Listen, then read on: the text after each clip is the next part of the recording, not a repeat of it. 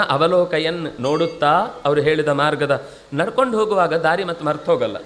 ನಾವು ವಾಹನದಲ್ಲಿ ಹೋಗಿಬಿಟ್ರೆ ಮತ್ತೊಂದು ಸರ್ತಿ ಅಲ್ಲಿಗೆ ಹೋಗಿ ಬನ್ನಿ ಅಂದರೆ ಅವತ್ತು ಹೋಗಿದ್ದಷ್ಟೇ. ಆ ಮನೆಗೆ ಕಣ್ ತೆಗ್ದದ್ದು, ಆ ಮೊದಲಿಗೆ ಇಲ್ಲಿಂದ ಮನೆಯಿಂದ ಕಣ್ಣು ಮುಚ್ಚಿದ್ದು, ಆ ಮನೆಯಲ್ಲಿ ಕಣ್ ತೆಗ್ದಿದ್ದು.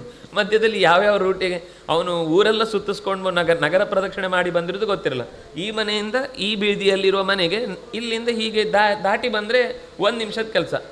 ನಾವು ಎಲ್ಲ ಕಾರಲ್ಲಿ ಹೋಗೋದು, ರಿಕ್ಷಾದಲ್ಲಿ ಹೋಗೋದು ಅಂತ ಎದ್ದು ಕೂತಿದ್ದಾನೆ. ಅವನಿಗೂ ಗೊತ್ತಾಗಿದೆ ಈ ಮೂರ್ಖ ತುಂಬ ಚೆನ್ನಾಗಿ ತನ್ನನ್ನು ದೊಡ್ಡವನು ಅಂತ ಅನ್ಕೊಂಡ್ಬಿಟ್ಟಿದ್ದಾನೆ. ಅವನು ಅದೇ ಪ್ರದೇಶಕ್ಕೆಲ್ಲ ಸುತ್ತೊಡೆದು ಎಲ್ಲ ತಿರುಗಿ ಬಂದು ನಿಲ್ಲಿಸಿದ. ಸಾಯಂಕಾಲ ಅಕಸ್ಮಾತ್ ವಾಕಿಂಗಿಗೆ ಅಂತ ಹೋದಾಗ ಸಿಗುತ್ತೆ ಎದುರುಗಡೆ, ನೀನು ಇಲ್ಲೇ ಇದ್ಯಲ್ಲ.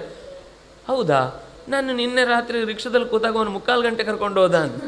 3/4 ಗಂಟೆ ಕರ್ಕೊಂಡು ನಿನ್ನ ದಡ್ಡತನವನು, ನಿನ್ನನ್ನಲ್ಲ. ಹಾಗಾಗಿ ಎಷ್ಟೋ ಸರ್ತಿ ನಡ್ಕೊಂಡು ಹೋಗೋದ್ರಿಂದ ಲಾಭ ಏನು ಅಂದರೆ ನಮಗೆ ಪರಿಸರದ ಒಂದು ಪರಿಚಯವೂ ಆಗುತ್ತೆ. ಮತ್ತು ನಾವು ಆ ಪ್ರದೇಶದ ಎಚ್ಚರ ನಿರಂತರ ಇರಬೇಕು. ಯಾವಾಗಲೂ ನಾವು ಎಲ್ಲಿ ಹೋಗ್ತಿದ್ದೇವೆ, ಹೇಗೆ ಹೋಗ್ತಿದ್ದೇವೆ, ಇದನ್ನೇ ಎಚ್ಚರಿಕೆ ಅಂತ ಹೇಳೋದು. ದೇವರ ಬಗ್ಗೆ ಎಚ್ಚರಿಕೆ ಆಯ್ತಲ್ವಾ, ಕನಿಷ್ಠ ಪಕ್ಷ ನಾವು ಇರುವ ಕಾಲದ ಎಚ್ಚರಿಕೆ ಇರಬೇಕು. ನಾವು ಮಲಗಿದ್ದು ಬೆಳಿಗ್ಗೆನೋ ರಾತ್ರಿನೋ ಅಂತ ಗೊತ್ತಾಗದಷ್ಟು ಮೈಕೈ ಮರೆತು ಮಲಗುವುದಲ್ಲ.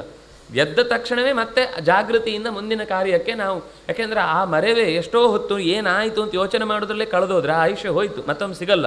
ಹಾಗಾಗಿ ಎಷ್ಟು ಎಚ್ಚರ ಇದ್ದು ನಮ್ಮ ಕರ್ತವ್ಯ ಅಷ್ಟು ಯಶಸ್ಸಿನ ಕಡೆಗೆ ನಮ್ಮ ಬದುಕು ಸಾಗುತ್ತೆ. ಇದು ಅಧ್ಯಾತ್ಮದ ದಾರಿಗೆ ಮಾತ್ರ ಅಲ್ಲ, ಲೌಕಿಕವಾದ ಚಿಂತನೆ ನಡೆಸುವಾಗಲೂ ನಾವು ಎಷ್ಟು ಜಾಸ್ತಿ ಒಬ್ಬ ವ್ಯಕ್ತಿ ಎಚ್ಚರಿಕೆಯಿಂದ ಇರ್ತಾನೋ, ಪ್ರತಿ ಕೆಲಸದ ಕಡೆಗೆ ತಾನೇನು ಮಾಡ್ತಾ ಇದ್ದೇನೆ.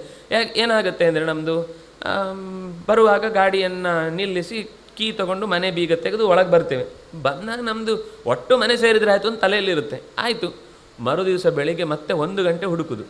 ನಾವು ಹೋಗ್ಲಿಕ್ಕೆ 8:45 8:45 ರೆಡಿ ಆಗೋದು, ಆಮೇಲೆ ಕೀ ಹುಡುಕೋದು. ಮನೆದು ಸಿಗಲ್ಲ, ಗಾಡಿದು ಸಿಗಲ್ಲ, ಇಡೀ ಊರು ಹುಡುಕು. ನಾವು ತಂದು ಹಾಕಿದ ಕೊನೆಯ ಕ್ಷಣದ ಕೀ ತೆಗೆದು ಎಲ್ಲಿ ಇಟ್ಟಿದ್ದೇವೆ ಅನ್ನೋದು ನನ್ನ ಎಚ್ಚರ ಇದ್ದರೆ ನಂಗೆ ಅದು ಮರ್ತೋಗಲ್ಲ. ಇಲ್ಲ, ಅಥವಾ ಒಂದು ಅಭ್ಯಾಸ ಇರಬೇಕು ಕನಿಷ್ಠ ಪಕ್ಷ. ಏನೇ ಮಾಡಿದ್ರು ಕೊನೆಗೆ ತೊಗೊಂಡೋಗಿ ಒಂದು ಆಣಿಗೆ ಹೀಗೆ ಸಿಕ್ಕಿಸುವುದು ಅಂತ. ಅದು ನಿದ್ದೆಯಲ್ಲಿ ಕೈ ಹಾಕಿದ್ರು ಅಲ್ಲಿ